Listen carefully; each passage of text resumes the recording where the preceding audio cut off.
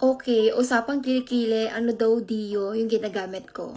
Hindi na ako magpapatumpik-tumpik pa. Ang ginagamit ko is itong Lux Organics. Ito yung kanilang whitening serum Dio. Kapag ginamit mo to sa underarm mo, sobrang smooth niya sa balat. And talagang feeling fresh ka all day. Actually, meron din ako ng bago nila. Ito, yung Zero Dark Marks and Textured Skin since meron nga akong chicken skin sa aking kilikili. So, ito ang aking Dio every morning.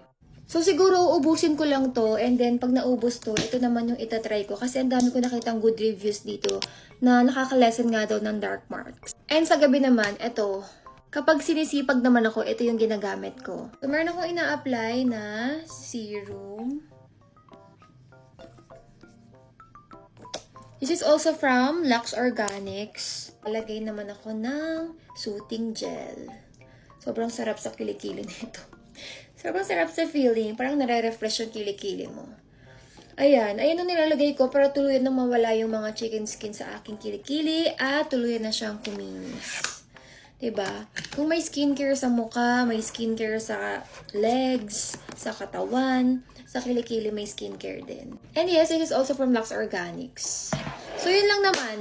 Ano pa bang gusto nyong malaman? Parang lahat na ata na share ko na sa inyo.